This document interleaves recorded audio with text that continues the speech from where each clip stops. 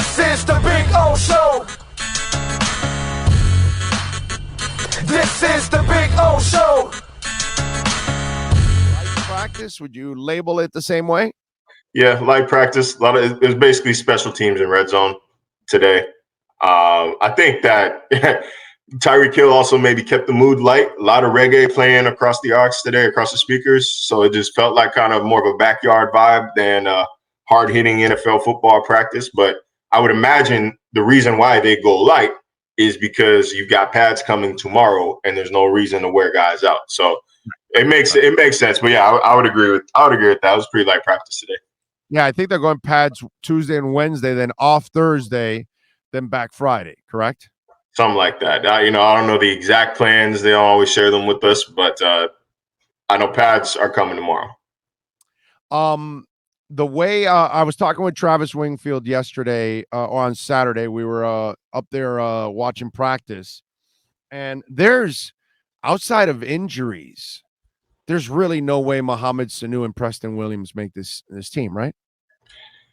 Yeah, I don't see a clear path. I'll put it that way. I think that it's not for lack of opportunity. Like, I don't think Preston Williams has necessarily flashed this summer, not as much as Sherfield or Sanders have, not as much as even River Craycraft has. So it's a long shot, and it's one of those things like we were talking about last time I was on the show, where how many wide receivers do you want to keep on the roster? Like you've already got obviously Hill and Waddle are locks. Ezukama is a lock. Wilson is a lock. And they won't and they're not doing the stupid shit they did last year where they kept 87 receivers and 85 of them were injured. They're not doing that either, what they did last year. So you're right. It's you think about it, Waddle, Hill, Ezukama, and Cedric, that's your four right there. That's locked. They're done. Yeah, those are locked. Those are locked in. And then I think Craycraft and or Sherfield get in. So that puts you at what, 5, 6? Yeah. And then it's going to be that seventh wide receiver. I've done a few 53 roster projections, and keeping your receivers at 6 or 7 is always kind of a tough choice. And if you got somebody that's really popped there at 7, then I'd say you go ahead and keep them. But I can't off the top of my head remember any flashy plays, any strong plays I've seen from Williams or Sanu, although Sanu, it's so early in his tenure. So, and this kind of dates all the way back to even the spring. So he hasn't been good enough to warrant keeping a 7th receiver. I think that you see the running back room expand before you see the wide receiver room expand. Well, and the reason why I don't think you keep a 7th receiver is because you added a fullback. I think that really cock blocks you into keeping. I think possibly you keep a 6th receiver. That's the one. But you nailed it. That 5th and 6th guy, they're going to be special teamers, dude.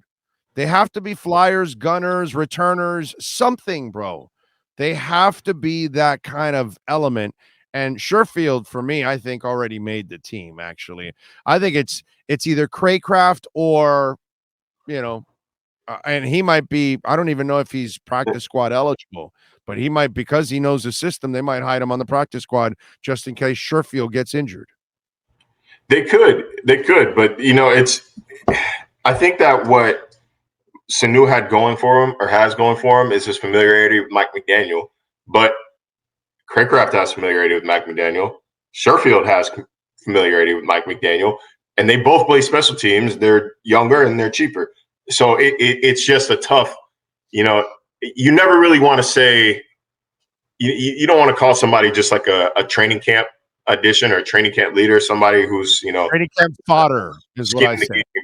As much the game as most new, but in our reality, like, it's hard to see much more out of it. Realistically, it's hard to see much more out of it. We'll see what he looks like, once he starts kind of getting his feet under him in training camp, see what he can do in some games.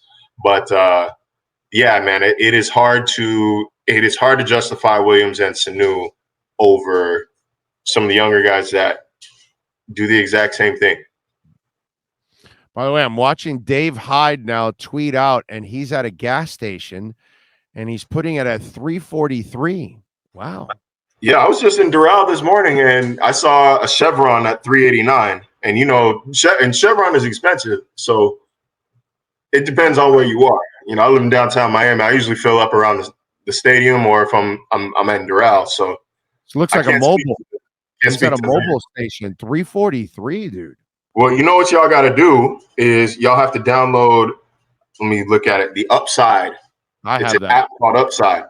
Yes. So, I mean, I saved $4 at the pump the other day, and if $4 is $4, it adds up. I'm with you, man. I'm with you. I have Cash App. Was it Upside? Yes, I have it also. So yeah, use a little coupon right there. You just got to upload your receipt. Takes a few days, and they'll get your money back to you. No, it's a direct deposit now. Now it's no longer a check. Now they used to send you a check. I'm saying it takes a couple of days for it to process, and then it. Yeah, but what I love now, it's direct deposit. They used to do a check thing. That's how it was at first. Yeah, and now you'd get the check, and then obviously you deposit the check. Now I don't necessarily understand I don't understand why it's able to do that. Maybe because they're selling our information and giving us a cut of that back on gas. I'm not really sure. That's just kind of a cynical way to look at it. I don't know why we're saving money using this app. It's a free app. I don't have nothing for it. So, but I don't care. All I care about really is just saving the money. I'm with you, man. I'm with you. It's it is an app that does save you money, man. A couple $100 by the end of the year is what I end up saving with the wife. Let's see, what else do we have here? Williams popped today, man. What's that? The boy Trent Williams popped today. One-handed interception in the end zone. What I'd say last time I was on the show, that I wouldn't be surprised if Byron Jones is not able to go in week 1, and we haven't even seen Byron yet. For the record, if he's not able to go, don't think it's an automatic lock that Noah Igbenogany is the starter opposite Xavier Howard. Trill Williams has had a strong camp. If he can carry over what he does in practice into these games, I think he holds down the fort until until Jones gets back. Well, Noah's not their guy, so they're not going to make decisions based on. Unlike Eric Ezukama is their guy, so he made the team already. You know what I mean? But in this case, they inherited both players, so they're going to play the best player, and they don't care if it's a draft pick or not because it's not their draft pick. You know what I mean? So they're going to look at it that way. So yeah, no, I'm with you there. And in the end, I'll put it this way too, and I'll go a little further. I have to get the specifics on the numbers, but there is an out to Byron Jones's contract after this season. Yep. It is not sustainable that you pay $60 million or $30 million a year, 30 plus to 2 corners. Right. That's something you can get away with before you got to pay your quarterback. Right. Tua had a good year this year. It sounds outrageous, but it's not inconceivable that the Dolphins pay him maybe some light before the TV deal kicks in. We'll see. But either way, you got to save money somewhere.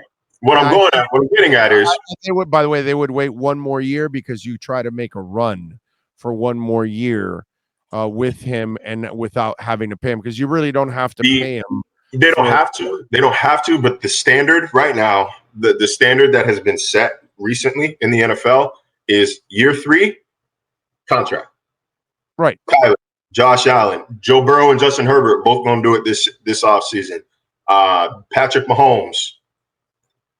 That's kind of that's how it is now. That's how it is now. They don't want to see that 4th year on the rookie deal. They don't want to see that 5th year option actually pay out.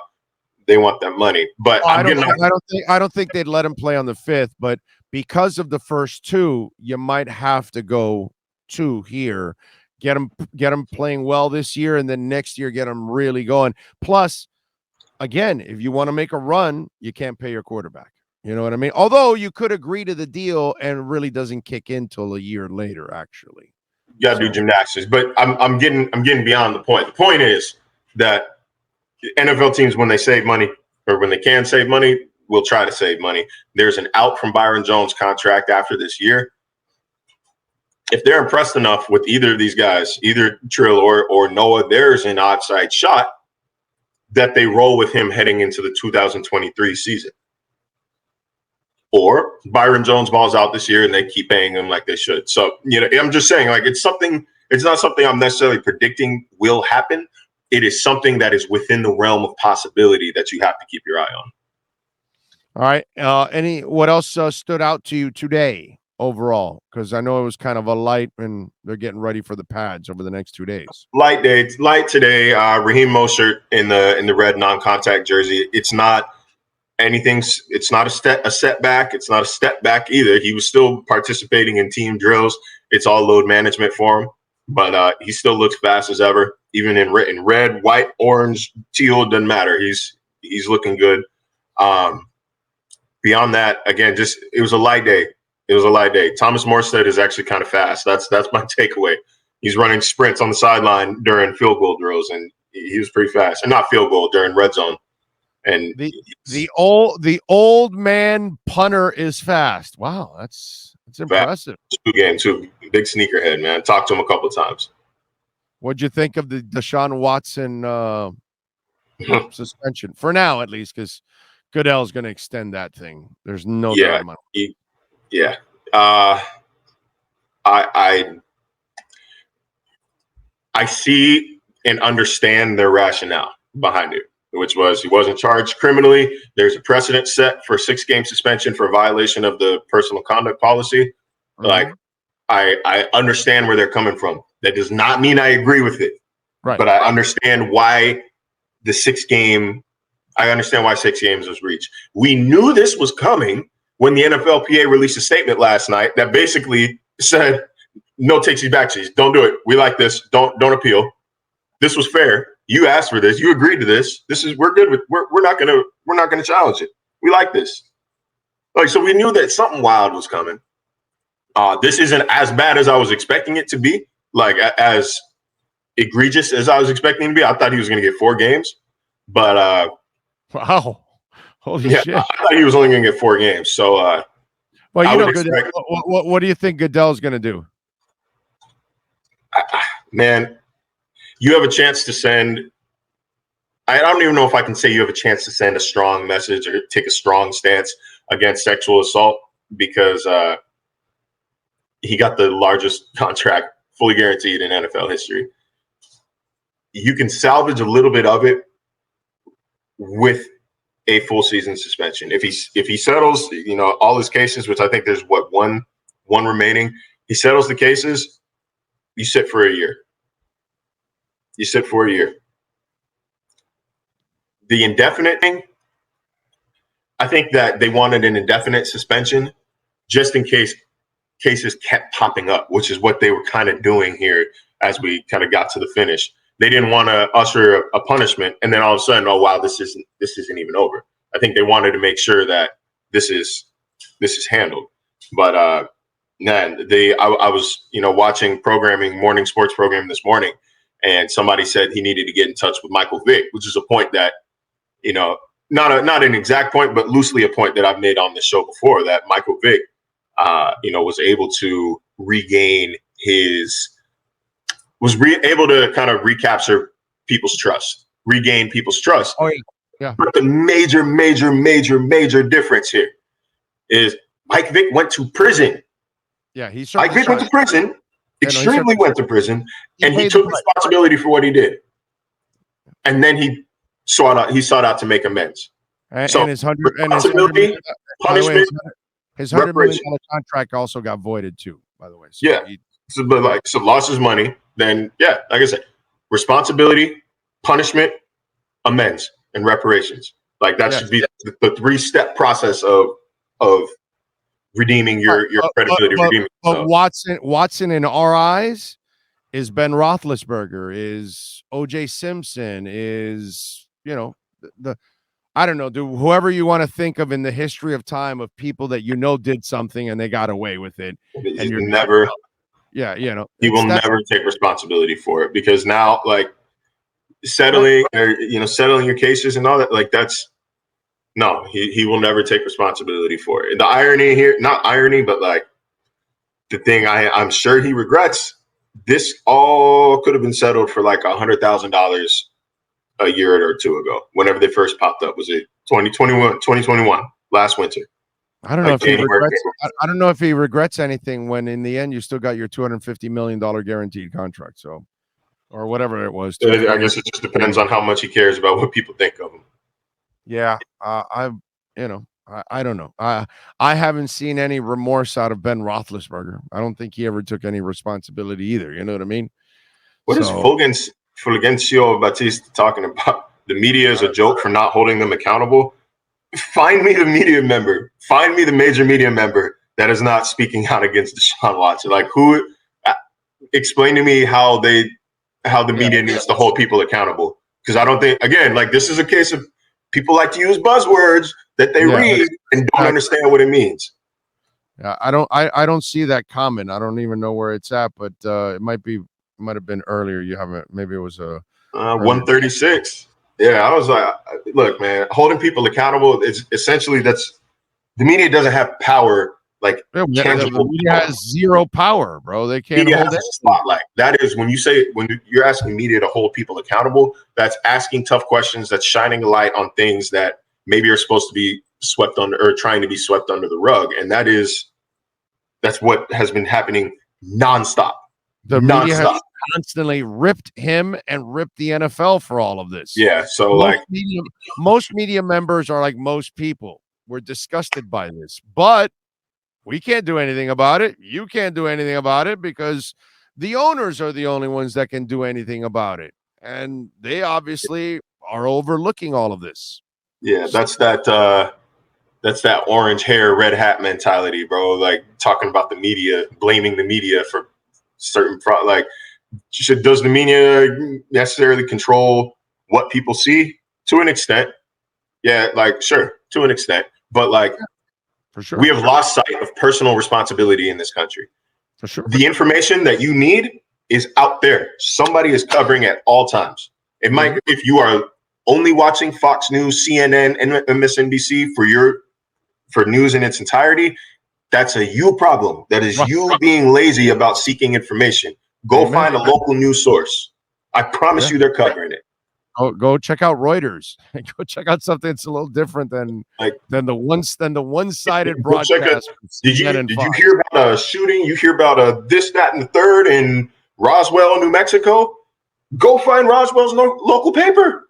Go find local TV stations. They're talking about it. The media isn't. No, you're not looking. You're not looking. I promise. So many newsrooms, and we have never discussed not covering something because we don't want people to know. Yeah, and a lot of the Cleveland media has been very negative about all of this with Watson. A lot of the Cleveland. I haven't seen any media member actually like, oh no, he's fine. He's, very few are defending him, if any. I don't know, but that most people just don't defend this position as it is. All right, what are we looking forward to tomorrow, my friend? Pads. Been waiting so long to fully, I guess, analyze the trenches, the offensive, defensive line. The D-line has looked excellent, especially in that interior. Sealer, Davis, Wilkins, they're dominating right now. I want to see if anything changes once there's a little bit of thud, once the pads go on. I want to see, can this team keep its temperament? It's going to be a little hotter outside with these pads on. Tempers are going to flare when you get hit, and maybe you didn't want to get hit. Or when you get hit when you're not supposed to, or you just take a lick. And you're going Quincy on somebody. That's how we're going to call it now. You're going to go Quincy on somebody. So I want to see. I want to see up here how people respond. So I'm excited to watch pads go on, man. I love the sound of it too. I think everybody, if you love football, there's just the pops in every play, shoulder pads making contacts with each other. Don't want to hear helmet to helmets. I don't want to hear the helmet hitting anything. Plus, they've got the Guardian pads on top to prevent that. So, but it's an exciting day, man. And then after that, I'm watching from afar. I'm headed to Las Vegas for a convention, NABJ, NAHJ convention. Should be a great experience. Looking forward to meeting. It's kind of weird, man. This is the first time I've gone, and it's always been a very popular place to I guess, advance your career. You know what I'm saying? Like, go find a job, go network, go do this and that. But I'm not on that side anymore. You know, I'm on the other side. I'm in a group text. We're talking about what are we going to wear, what we bringing. And someone was like, suits if you're looking for a job, business casual for everything else. So it's like polo, jeans, and a suitcase for sneakers, and I'll be set. Just make sure you visit the Pinball Hall of Fame. Okay, you got to go there, check out all the video games, classic video games. You'll have a blast. Go spend an hour or two there having some fun. It's right down the strip. It's at the north end of the strip. It's right next to the sign where the Las Vegas sign is. It's right there. It's right, literally right next to it. There's a Harley Davidson dealership. It's right next to the Harley Davidson dealership. They're building a new hotel that's going to go right next to it, actually. Got it. Of course, they're building a new hotel. Obviously, there's a new hotel there every 6 months. There's a skyscraper that is going up. But check out the Pinball Hall of Fame. It's actually really cool. You said this is your first time in Vegas? Oh, hell no. Okay. First time for the convention is what you said. I'm at the convention, yeah. Cool. Yeah, cool. It's in various cities, but no, man. I went to Arizona State. So you've never been to the Pinball Hall of Fame while you've been in Vegas? Yeah. There you go. So I've been a few times, but yeah, it'd be a nice little change of pace. Yeah. So you're a video game guy? Do you like video games? Oh yeah, of course, man. I got the PS5 in the background right here. Well, there you go. There you go. Go see where it all started, because they've got machines from all decades, bro. It's like a museum, and you actually get to play them. So it's actually really, really cool. I'm telling you. I got to check it out. If you're a video junkie, you'll love it. You'll love it. Man, ever since what I started with the N64, I think was my first gaming system. Nintendo? Yeah, I used to play the sticks off of that, man. I was devastated when my dad gave it away, and because when I got to college, I was like, "Yo, this would be kind of tight." Like Mario Kart, what do they call it? Drunk driving, the drinking game where you beers in Mario Kart. Like every lap, you gotta finish a beer. And he's like, "Oh, I gave that away years ago. I didn't know you wanted it." I was like, "Yeah, I can't really." You could have made money too, because you probably could have resold it for a hell of a lot more money now. Yeah, I feel like they're kind of hard to find now. But then it's been Team PlayStation ever since. The PS1, PS2. I had 2 PSPs, which I still have one literally on my nightstand right now. I don't have a charger for it. And I thought maybe I can hop on Amazon or something, because I feel like that is so ahead of its time, man. Like the PSP was sick when I got it. Is that the one that could also get on fire? I don't think so. I never got on fire. Which is the one that was getting on fire? Which is the one that was lighting up on fire on people? I don't know, but I know there was one. I thought that was an iPhone. I thought it was the iPhone 5. Well, that happened to the singer. What's his name? Gnarls Barkley. It blew up on his ass when an iPhone blew up on his. I remember people were scared to fly with it. Yeah. No, but there was a P. I don't know if it was PS whatever or was another gaming system or something. But there was one gaming system. Oh, Xbox 360. Somebody's telling me that's the one that was getting on fire. Yeah, no, I was never Team X. I wasn't Team Xbox because up until recently, you didn't have to pay to play online for PlayStation. Like Xbox, you needed a Game Pass membership or whatever it was called. But PSN was free. Right. Now, Xbox was better maintained because it was free or because it was paid for. I can remember I think it was my freshman freshman year going into sophomore college. I'm back home and PSN was down for like a month and a half, bro. I was miserable. Sitting at home. I'm playing like Road to the Show by myself, like full 162 game seasons by myself because I couldn't game online. But anyway, yeah, man, I'm getting off track. I gotta check out Pinball Hall of Fame. Like I said, it might be a change of pace. Yeah. Check it out. It's worth the trip just to check it out because it's so freaking historic, and they do such a great job of all the machines they have in there. It just wows you, dude, because they're all from all the different eras, man. I mean, there are pinball machines from the 1940s, there 50s. which blows you away. You're like, holy shit, they've got all these old machines all the way up to some modern machines. So it's pretty cool, man. It's worth, if you like video games, it's worth it because it's like a museum that you get to actually play them. So it's really cool. All right, what are you working on ESPN so Dolphin fans can check you out? I'm working on. I got a couple, features that I'm talking to our Sports Center department about. Hopefully, get a camera crew down here and make a big deal out of it. Like I said, I don't like to tip my hand ahead of time, just in case. You never know who's listening. You never know who's. But I will say it's a subject that Dolphins fans will immediately latch onto and care about. Like it would go ultra viral within the Dolphins community. Oh, so, Omar throwing up old sushi. Is that what it was? No, man. Glad Omar's all right. He was not there today. Good to see him. We had him on earlier. I told him he's got to stop that shit. $4.99, all you can eat buffet sushis. That shit don't fly, dude. You can't do that, bro. Come on, Omar. Spend a couple bucks. Go to a real sushi place. I mean, the cheap stuff. Come on, bro. That's the fake crab and stuff. Yeah, the crab and the cake.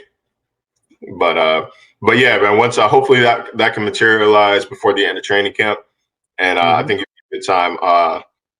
Also, starting to work on diving into Brandon Jones and Javon Holland, because them as a tandem, you don't often see safety tandems, like true tandems anymore, where both of them are kind of name brands, if you would say, like household names. And I really do think that they have Jordan Poyer, Micah Hyde potential. And, we got to speak with safeties coach Steve Gregory today, got to speak with Josh Boyer today, spoke to Brandon Jones on Saturday. And so I think it's something I'm putting together right now. I got my Game Pass access back, so it's time to watch a little more film on them, especially Brandon Jones and his coverage ability. So, like I said, got a lot on my plate. It's season again. It's football time again, man. It's a great time of year. Follow him on Twitter at Marcel_LJ. And of course, catch him doing his thing here every single week, covering the Miami Dolphins with our myedgedrink.com Miami Dolphins report. As always, Marcel, thank you. We will catch up later on in the week, my friend. I appreciate you. Yes, sir. Y'all be good now.